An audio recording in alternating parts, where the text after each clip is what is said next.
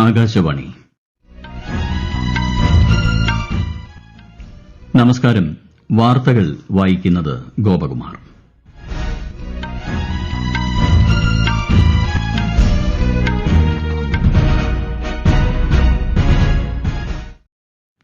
പ്രധാന വാർത്തകൾ. ഏഴാം ഘട്ട ലോക്സഭാ തെരഞ്ഞെടുപ്പിനായുള്ള പ്രചാരണം ശക്തമാക്കി രാഷ്ട്രീയ പാർട്ടികൾ. പരസ്യപ്രചാരണം ഇന്ന് അവസാനിക്കും. പ്രധാനമന്ത്രി നരേന്ദ്രമോദി ഇന്ന് കന്യാകുമാരി സന്ദർശിക്കും. വിവേകാനന്ദ പാറയിൽ അദ്ദേഹം ധ്യാനത്തിൽ ഏർപ്പെടും. കേരളത്തിൽ കാലവർഷം എത്തിയതായി കേന്ദ്ര കാലാവസ്ഥാ വകുപ്പ്. എല്ലാ ജില്ലകളിലും ഇന്ന് മഞ്ഞ ജാഗ്രത. സംസ്ഥാനത്ത് മഴക്കെടുതി രൂക്ഷം. ഡൽഹിയിൽ രൂക്ഷമായ ജലക്ഷാമം അനുഭവപ്പെടുന്ന സാഹചര്യത്തിൽ ജലം പാഴാക്കുന്നതിനെതിരെ നടപടികൾ ശക്തമാക്കി. പൊതു തെരഞ്ഞെടുപ്പിന് മുന്നോടിയായി ബ്രിട്ടീഷ് പാർലമെന്റ് പിരിച്ചുവിട്ടു. തെരഞ്ഞെടുപ്പ് ജൂലൈ 4-ന്. വാർത്തകൾ വിശദമായി. രാജ്യത്ത് ഏഴാമത്തെയും അവസാനത്തെയും ഘട്ട ലോക്സഭാ തെരഞ്ഞെടുപ്പിന്റെ പരസ്യപ്രചാരണം ഇന്ന് അവസാനിക്കും. ജൂൺ 1-ന് 57 മണ്ഡലങ്ങളിലാണ് ഏഴാം ഘട്ടത്തിൽ വോട്ടെടുപ്പ് നടക്കുന്നത്. പ്രചാരണം അന്തിമഘട്ടത്തിൽ എത്തിനിൽക്കെ റാലികളും പൊതുസമ്മേളനങ്ങളുമായി രാഷ്ട്രീയ കക്ഷികളുടെ പ്രധാന നേതാക്കൾ സജീവമായി രംഗത്തുണ്ട്. വിശദാംശങ്ങളിലേക്ക്.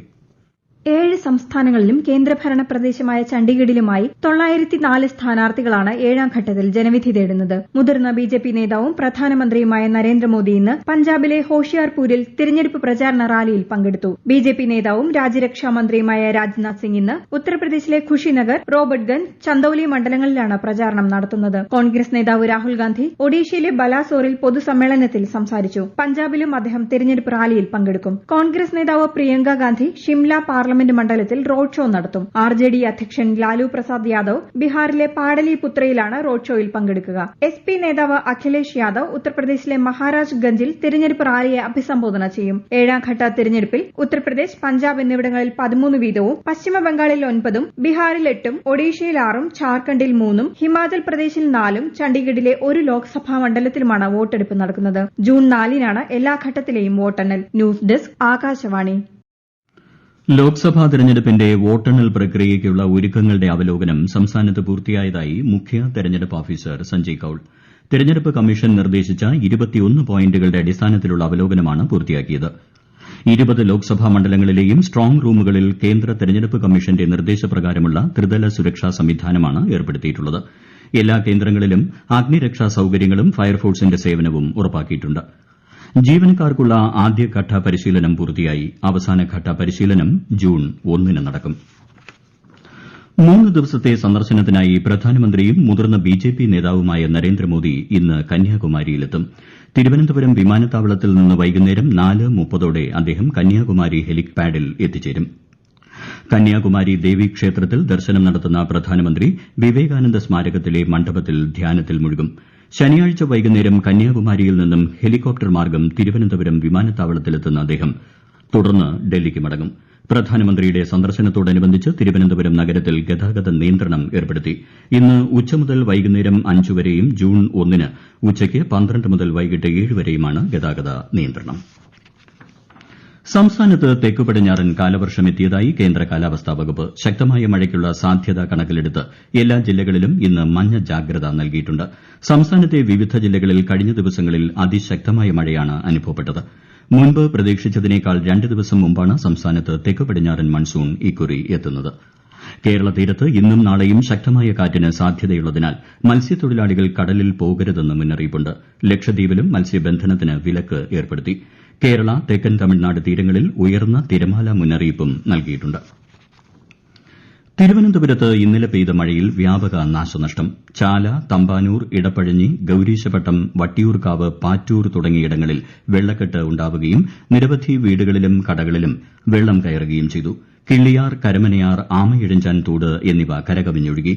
ജില്ലയിൽ 8 ദുരിതാശ്വാസ ക്യാമ്പുകളിലായി 66 പേരെയാണ് മാറ്റി പാർപ്പിച്ചിരിക്കുന്നത്.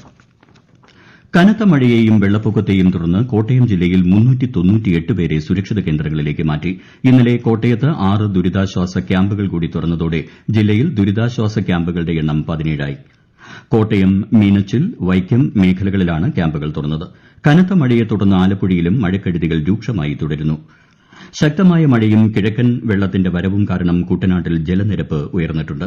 താഴ്ന്ന പ്രദേശങ്ങൾ വെള്ളത്തിൽ മുങ്ങി.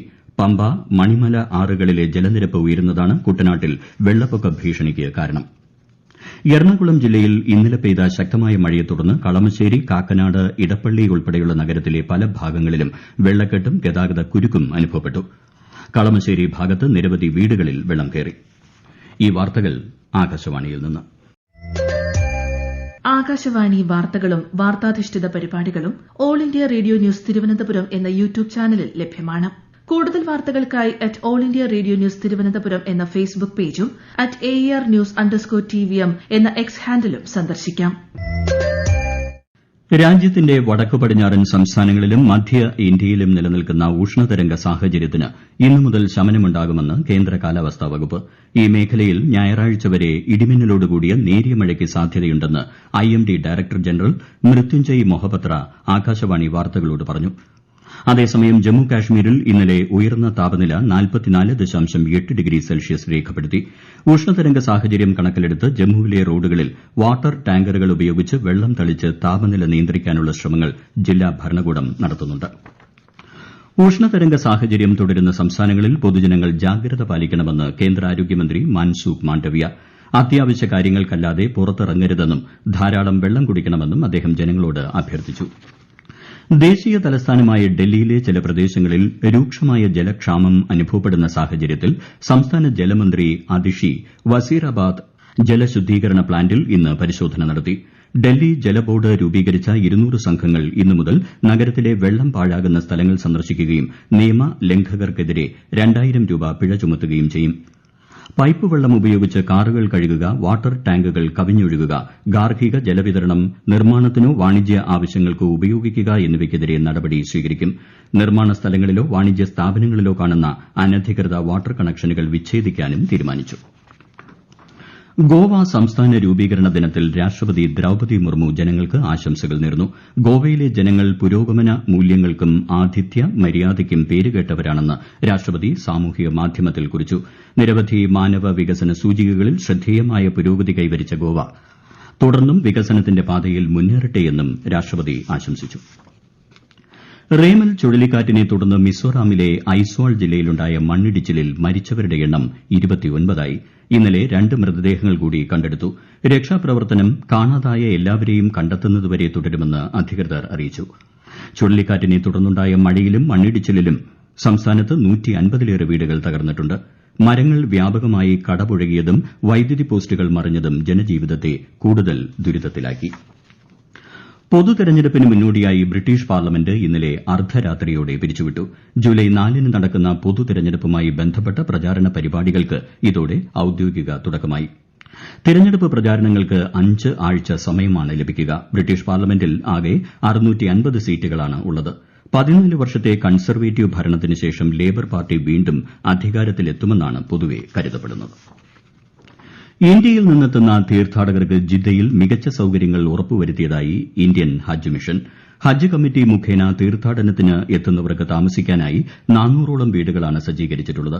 തീർത്ഥാടകർക്ക് എല്ലാ സൌകര്യങ്ങളും ഒരുക്കിയിട്ടുണ്ടെന്ന് ഉറപ്പുവരുത്താനും പരാതികളും അസൌകര്യങ്ങളും പരിഹരിക്കാനുമായി 24 മണിക്കൂറും പ്രത്യേക സേവനം ഏർപ്പെടുത്തിയിട്ടുണ്ട്.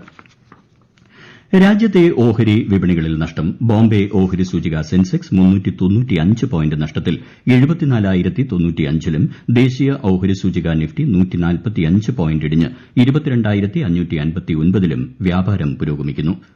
സ്വർണ്ണവില കുറഞ്ഞു. പവന് 320 രൂപ കുറഞ്ഞ് 53,360 രൂപയും ഗ്രാമിന് 6,670 രൂപയുമാണ് ഇന്നത്തെ വില. പ്രധാന വാർത്തകൾ വീണ്ടും. 7ാം ഘട്ട ലോക്സഭാ തെരഞ്ഞെടുപ്പിനായുള്ള പ്രചാരണം ശക്തമാക്കി രാഷ്ട്രീയ പാർട്ടികൾ. പരസ്യ പ്രചാരണം ഇന്ന് അവസാനിക്കും. പ്രധാനമന്ത്രി നരേന്ദ്രമോദി ഇന്ന് കന്യാകുമാരി സന്ദർശിക്കും. വിവേകാനന്ദ പാറയിൽ അദ്ദേഹം ധ്യാനത്തിൽ ഏർപ്പെടും. കേരളത്തിൽ കാലവർഷം എത്തിയതായി കേന്ദ്ര കാലാവസ്ഥാ വകുപ്പ്. എല്ലാ ജില്ലകളിലും ഇന്ന് മഞ്ഞ ജാഗ്രത. സംസ്ഥാനത്ത് മഴക്കെടുതി രൂക്ഷം. ഡൽഹിയിൽ രൂക്ഷമായ ജലക്ഷാമം അനുഭവപ്പെടുന്ന സാഹചര്യത്തിൽ ജലം പാഴാക്കുന്നതിനെതിരെ നടപടികൾ ശക്തമാക്കി. പൊതുതെരഞ്ഞെടുപ്പിന് മുന്നോടിയായി ബ്രിട്ടീഷ് പാർലമെന്റ് പിരിച്ചുവിട്ടു. തെരഞ്ഞെടുപ്പ് ജൂലൈ 4-ന്. വാർത്തകൾ കഴിഞ്ഞു. അടുത്ത വാർത്താ പ്രക്ഷേപണം വൈകിട്ട് 6:30-ന്.